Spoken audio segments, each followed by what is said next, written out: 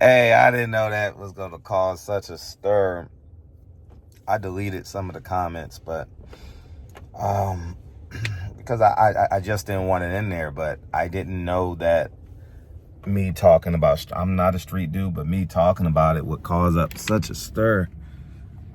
And you know me, I'm just going to double down on it. That's all I'm going to do, man. I'm just going to double down on it because obviously this is a hot button in urban community. So I'm going to say this. Street dudes become stepdaddies to women that have tattoos with names of other men on it. You don't believe me? Go to your liquor store. It's on the neck. Where else they put it? I don't know. On the neck, on the arm right here. It's in cursive. Street dudes is short-term glorification, short-term success.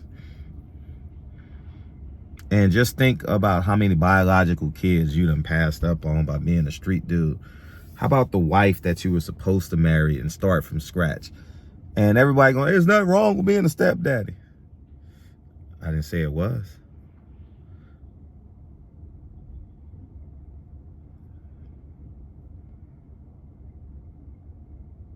Do you want a knockoff or do you want the original? No man inherently wants to take care of another man's child, man. You know what I mean? You don't want to date a woman knowing she has a tattoo of another man's name on her and it's covered up. You know, you want to be the reason why she has stretch marks.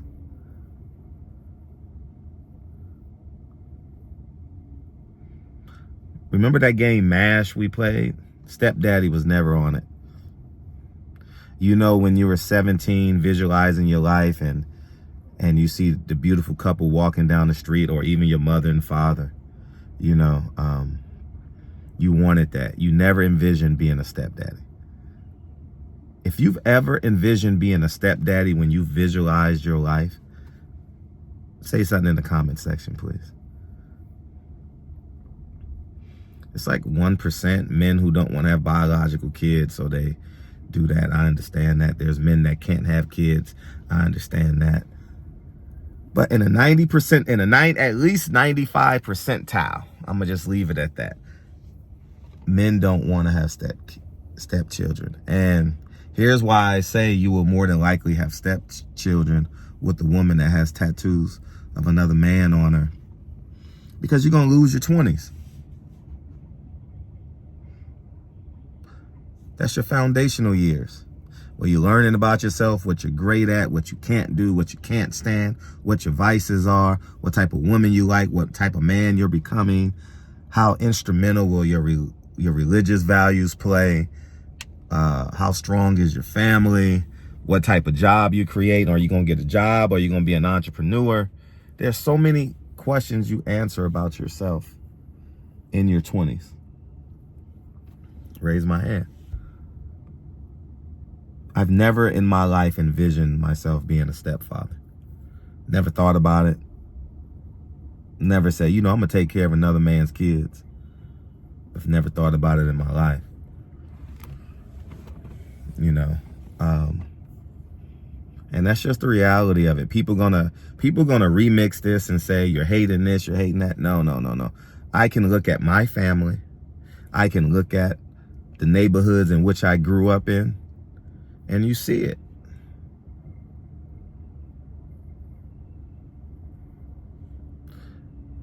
You brag about buying a car off the lot, don't you? You brag about going to that, you know, there's always that some non-black guy that's selling black culture goods, like the shoes. We had a store in the Fox Hills Mall called Suitland, whatever it is. He would get all the, what was the name of it? I forget, man. But Farouk was his name, I believe. And he would lace up all the celebrities, all the athletes when they came to town. Y'all buy those clothes new. Don't you want a brand new woman? You know? But this is the taboo conversation that is not going to be had, man. You know? How is your woman going to be loyal to you for 10 years? What's the chances of that happening? She's supposed to wait for you because you were dumb and you made the mistake? Oh, but men that I know the argument, the counter argument is, but they become stepdaddies too. They do. They do. They chase their degrees, but they're free. And then you lower your chances of marrying a lawyer, a doctor, a school teacher, an entrepreneur, a politician. You know? Oh, we get all the women. Yeah. Yeah. Your prime is this long, though. Tell me a drug dealer that's retired. They have a 401k, retirement, dental, health, that can take care of their kids. I don't knock it. Listen to me when I say this. Malcolm X is my guy. I don't knock it. I'm just being realistic. You know, fortunate enough, Malcolm X left jail at 25, 26, you know. And if you wake up before then, but if you're going in and out of jail in your 20s and your early 30s, it ain't going to work out for you, man.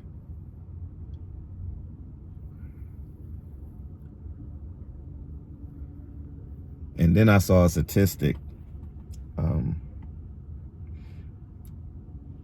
don't know if you spend a certain amount of time in prison, like 90 percentile, you've had a homosexual experience. Well, it's already a homosexual experience because you're sharing a room, an 8x8 cell, whatever it is, with a man. That's homosexual lifestyle. No, it ain't, no. No, it ain't, no. Yeah, it is, no. Yeah, it is, no.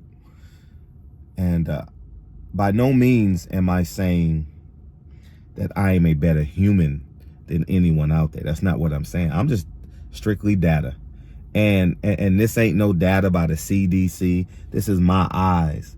I've lived in 2 liberal black democratic cities. South Central LA, Harlem, and urban New York, between the Bronx and Harlem. You don't want to be a stepdaddy, dog.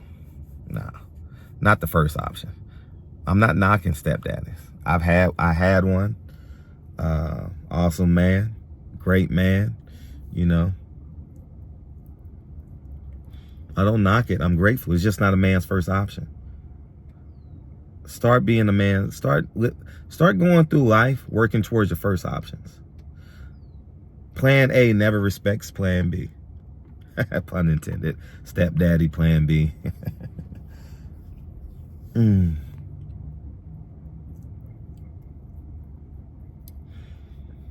I wish y'all well. I respect men that reform and fix themselves. I also respect men that don't have to reform. They just get better and better and better. They know how to respect humanity and get better in the free world. I don't like how, here's what I will say.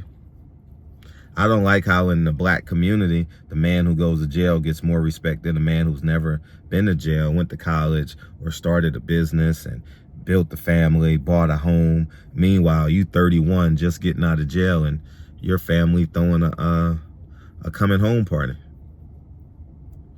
No, man, that man done paused your family for years because the mom, when the child's in jail, the mom's in jail. I've heard that before, you know. So, but yeah, that's the reality of this thing, man. And I'm glad this was the topic of conversation because I never thought about having this conversation as specific as this, but I may stay here for a while because I want this message to reach these young men. I don't care what these guys in the comment section that's 35 and did 10 years and I changed my life. I'm proud of you that you've changed your life. But you can't sit here and tell me that you would do those 10 years all over again. You can't tell me that you would sell that crack all over again. You can't tell me that, because I don't believe you. You need more people. So y'all go ahead and have a beautiful day. About to start my workout. And wait for my detailer to bring my carpets back. You know, they got shampooed last night, so I'm just sitting there waiting for him, and then I'm gonna go work out. And but yeah, man, I just want us to get down to the gristle. You know, I don't hate no man that's been to jail or anything like that. I don't hate him. But this is the same conversation I would have with Malcolm X if he was alive. I would ask him, do you have any regrets? And obviously he would say yes, based off of the story that he left us. This is why I stand on El-Haj Malik El-Shabazz would have been so great for the black community and men, you know. So, you know, the compassion he had for West Indian Archie, you know, speaks volumes about who El-Haj Malik El-Shabazz became, you know. But anyways, y'all go and have a splendid day. We're less than 30 days away from Malcolm X's 99th birthday. We got LaRussell coming to the Hawthorne estate. It's going to be great. But yeah, man, you 17, 18, 19-year-olds, you're going to be a stepdaddy if you embrace that street culture. You're more likely to be a stepdaddy than a biological daddy. Debate me. And I'm only talking about hood dudes. Like the dudes that, when I was young, that had the Maxima, that had the 318i, I think it was, the square back BMW.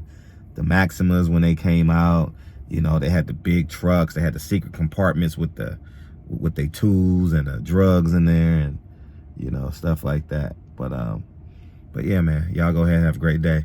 I'll talk to you soon. Peace.